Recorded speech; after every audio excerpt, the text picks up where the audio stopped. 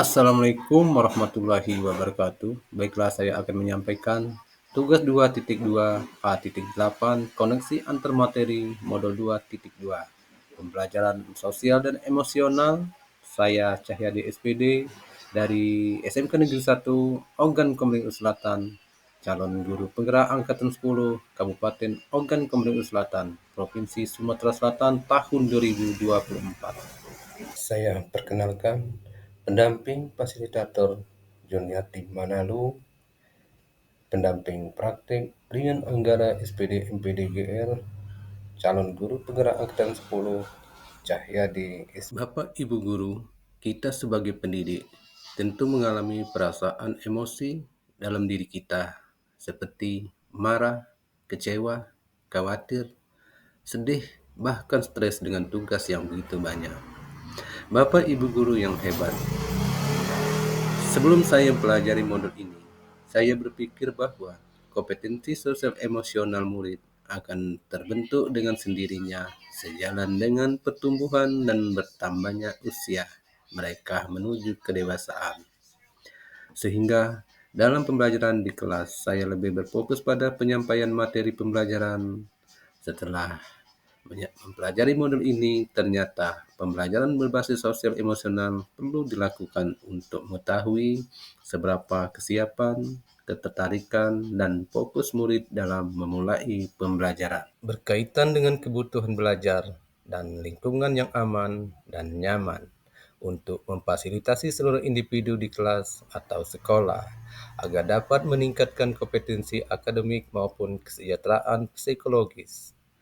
Tiga hal terpenting dan sangat mendasar yang telah saya pelajari adalah 5 kompetensi sosial emosional, kesadaran penuh, dan kesejahteraan psikologis.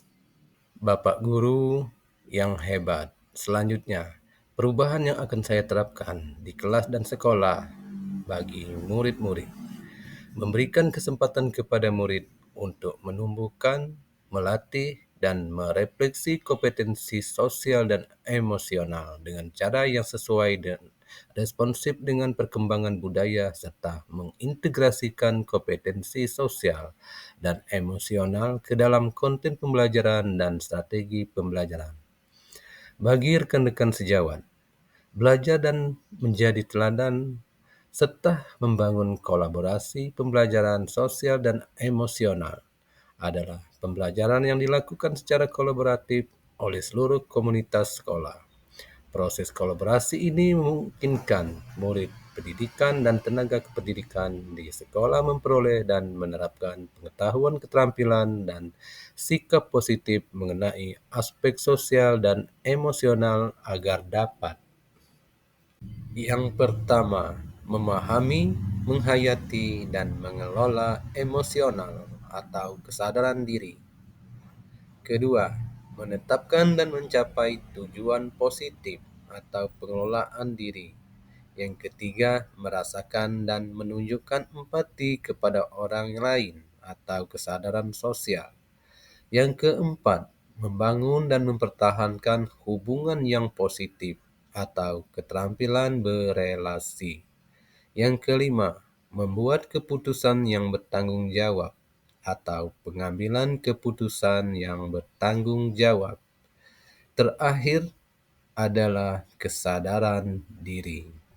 Bapak, Ibu guru hebat. Baiklah, saya akan menguraikan satu persatu.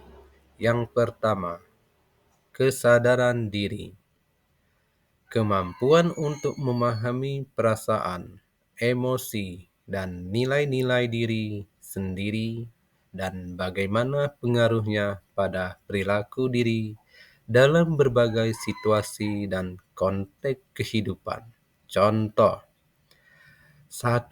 Dapat mengembangkan identitas pribadi dan identitas sosial. 2. Mengidentifikasi kekuatan atau aset diri dan budaya. Yang ketiga, mengidentifikasi emosi dan dalam diri. Yang keempat, menunjukkan integritas dan kejujuran. Selanjutnya, mampu menghubungkan perasaan, pikiran, dan nilai-nilai diri. menguji dan mempertimbangkan prasangka, memiliki pola pikir bertumbuh, dan mengembangkan minat. Selanjutnya adalah manajemen diri. Kemampuan untuk mengelola emosi, pikiran, dan perilaku diri secara efektif dalam berbagai situasi dan untuk mencapai tujuan dan aspirasi.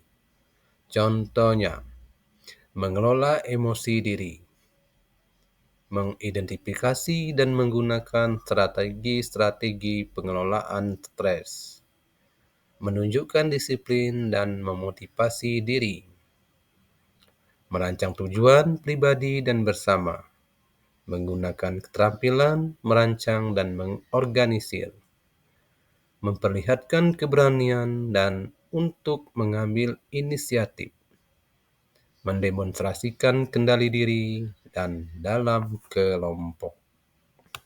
Ketiga, kesadaran sosial. Kemampuan untuk memahami sudut pandang dan dapat berempati dengan orang lain termasuk mereka yang berasal dari latar belakang, budaya, dan konteks yang berbeda-beda. Contoh, mempertimbangkan pandangan dan pemikiran orang lain, mengakui kemampuan dan kekuatan orang lain, mendemonstrasikan empati dan rasa welas kasih, menunjukkan kepribadian atas perasaan yang lain, memahami dan mengekspresikan rasa syukur, dan mengidentifikasi ragam norma sosial termasuk dengan norma-norma yang menunjukkan ketidakadilan. Selanjutnya adalah keterampilan berelasi. Kemampuan untuk membangun dan mempertahankan hubungan yang sehat dan suportif. Contoh, berkomunikasi dengan baik.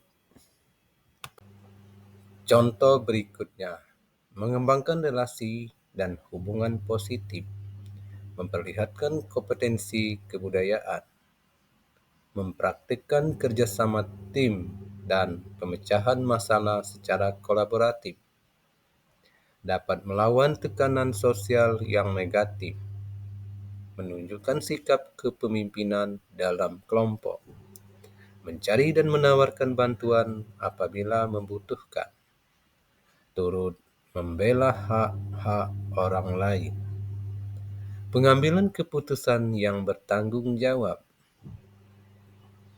kemampuan untuk mengambil pilihan-pilihan, membangun yang berdasarkan atas kepedulian, kapasitas dalam mempertimbangkan standar-standar etis dan rasa aman, dan untuk mengevaluasi manfaat konsekuensi dari bermacam-macam tindakan dan perilaku untuk kesejahteraan psikologis diri sendiri, masyarakat, dan kelompok.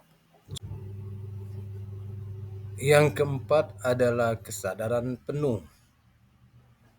Pembelajaran sosial dan emosional dikembangkan dengan menggunakan pendekatan kesadaran penuh sebagai dasar penguatan 5 kompetensi sosial dan emosional yang akan memunculkan perasaan tenang, stres berkurang, pikiran menjadi jernih, dan fokus serta menjadi semangat dalam belajar. Kesadaran yang muncul ketika seorang memberikan perhatian secara sengaja pada kondisi saat sekarang dilandasi rasa ingin tahu dan keadilan. Kesadaran penuh sebagai dasar penguatan 5 kesejahteraan psikologis atau well-being. Suatu kondisi individu yang memiliki sikap positif terhadap diri sendiri dan orang lain dapat membuat keputusan dan mengatur tingkah lakunya sendiri, dapat memenuhi kebutuhan dirinya dengan menciptakan dan mengelola lingkungan dengan baik, memiliki tujuan hidup, dan membuat hidup mereka lebih bermakna, serta berusaha mengeksplorasi dan mengembangkan diri. Adapun kaitan pembelajaran sosial emosional dengan filosofi Ki Hajar Dewantara adalah dengan pembelajaran sosial emosional, guru dapat menciptakan well-being dalam ekosistem pendidikan di sekolah, sehingga menciptakan kondisi yang nyaman, sehat, dan bahagia. Hal ini sejalan dengan pemikiran Ki Hajar Dewantara, yakni menuntun kodrat anak agar mencapai keselamatan yang setinggi-tingginya sehingga anak akan senang dan semangat dalam proses belajarnya. Selanjutnya, kaitan pembelajaran sosial emosional dengan nilai-nilai dan peran guru penggerak.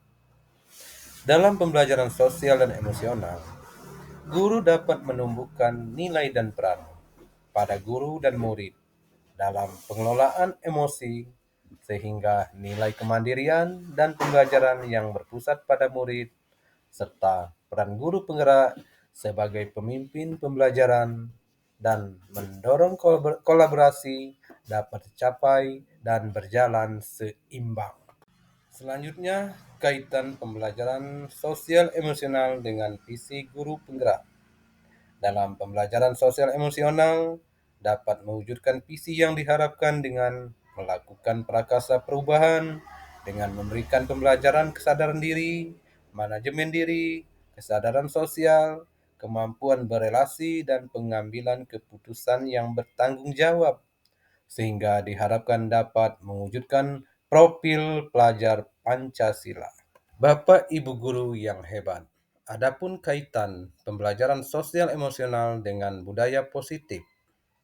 Dalam pembelajaran sosial dan emosional, guru dan murid dapat mengenali dan memahami emosi masing-masing, sehingga mampu mengontrol diri dan dapat menciptakan suasana yang menyenangkan, aman, dan nyaman yang dipengaruhi dalam penerapan budaya positif, baik berupa disiplin positif maupun keyakinan kelas, dengan sebaik mungkin sesuai dengan kesadaran diri dan manajemen diri.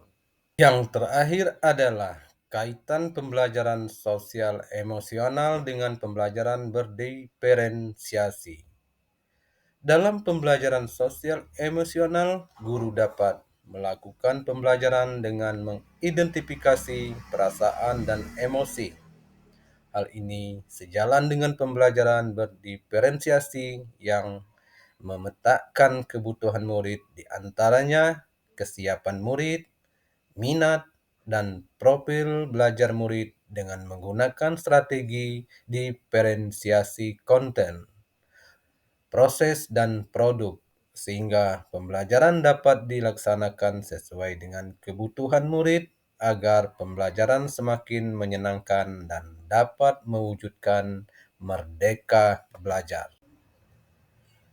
Demikianlah Bapak Ibu guru hebat. Salam guru penggerak. Saya akhiri dengan terima kasih. Semoga bermanfaat.